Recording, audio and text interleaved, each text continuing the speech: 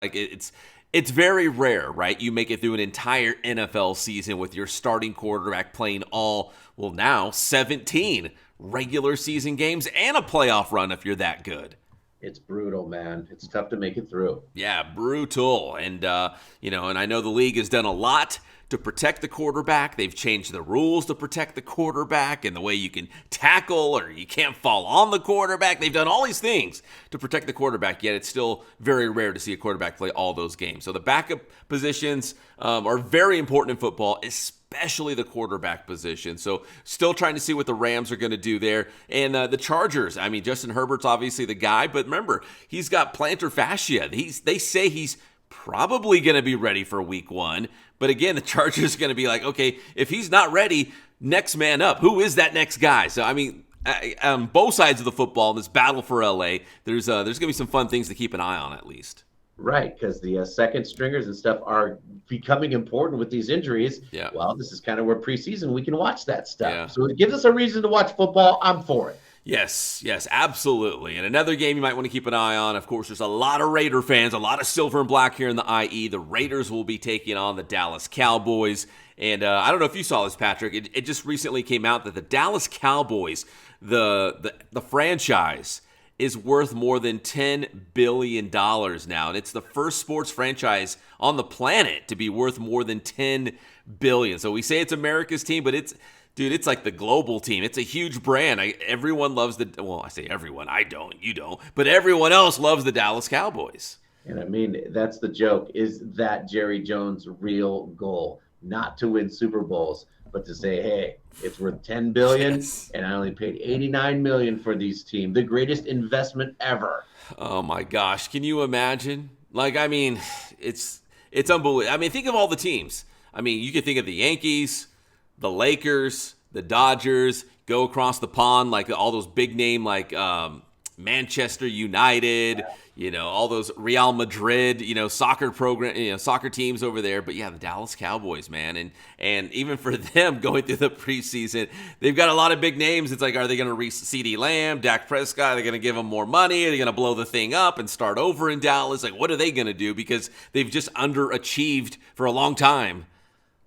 Yeah, I mean, to see it worth $10 billion and then see them kind of like not want to give up a few million to their players, even though they're unrelated. Yeah. It's because of the salary cap and all that stuff. Those who do the salary cap the best end up winning the Super Bowl. Nevertheless, it's interesting to see them making so much money, yet unable to cough up a few million to their good players. America's team. So yes. That's your Dallas Cowboys report for all you Cowboy fans in the IE.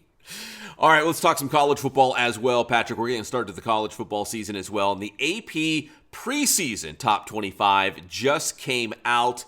And, again, it's preseason. It's based on returning players. The transfer portal has just completely, changed the landscape of college football. So there's a lot of guys in new places. So I think it's harder to predict now more than ever for college football. But here's your AP preseason top 25. Georgia's going to start out at number 1, followed by the Ohio State at 2, and then Oregon, who, the Pac-12 transplant to the Big Ten, they come in at number 3. So a lot of, obviously the voters are very excited about what the Oregon Ducks are going to do. Real quick, defending national champion Michigan, they're only in at number 9 because Jim Harbaugh's gone, so there's question marks there. And their quarterback, J.J. McCarthy. But USC comes in at number 23. So kind of, I guess, for USC, high expectations, but still maybe low where USC wants to be. Right. I mean, we were just talking about Justin Herbert. His Oregon Ducks come in at number 3. That's the big one I took out of it. Number 3. Wow. Because I was thinking that the Pac-12 is going to have a tough time in this new division. And then the other thing I was thinking is this is Ohio State's year to do this with Jim Harbaugh gone. Ohio State should win the national title is my feeling for some reason. Those are my 2 takeaways. Yeah, if you're not following college football real closely right now, and I'll be honest, I'm not following it super closely, but I love the preseason polls and the preseason conference rankings and all that kind of stuff. But Ohio State, man, people are saying they have more talent on this Ohio State team this year than they ever had. So I know they've lost 3 in a row to Michigan. Right. I mean, they've come up short. They've underwhelmed, the last couple of years, but they're saying this is the year. You're right. Harbaugh's gone, so they should win the Big Ten. But the Oregon Ducks, man, like, who knows? Maybe the Oregon Ducks will sneak up and get them. Can they hang, man? We'll have to see for sure. The bottom line, too, with us talking about college football is it means football is really close. I mean, we're talking like, 10 to 15 days until football starts. And we're only 20-some days away from the NFL season. It's wild we're this close, Pat. Yeah, we got college football. I think it was their games next Saturday, I want to say. Yeah, so I mean, it's right on top of us.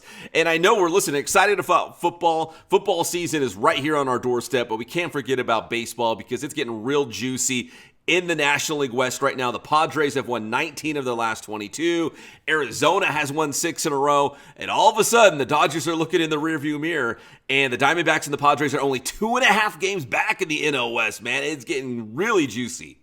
Right. I mean, the Diamondbacks have really come on, and so have the Padres. The Dodgers are kind of hanging in there and doing their thing. Of course, Shohei still hitting bombs like crazy. But it sure seems like if you have that leadoff hitter who's just incredible, Corbin Carroll over there on the Diamondbacks, they have that really scrappy player. And then the Padres picked up Arias, Arias, my goodness, since they've gotten him, they've kind of started a meteoric rise. I see the Padres and the Dodgers and the Diamondbacks are definitely in a 3-ring circus to duke it out. Yeah, it's going to be fun this last month and a half or so of the season to see who's going to win the National League West. And, it looked like the Dodgers are going to run away and hide with that National League West title. And all of a sudden, it's going to get very, very interesting these last couple of weeks. And speaking of leadoff, batters, if people don't follow the Dodgers closely, Shohei Ohtani's bats leadoff for the Dodgers. He's their best hitter, their best power hitter. But they have him at the top of the order because the more at bats, the better for the Dodgers.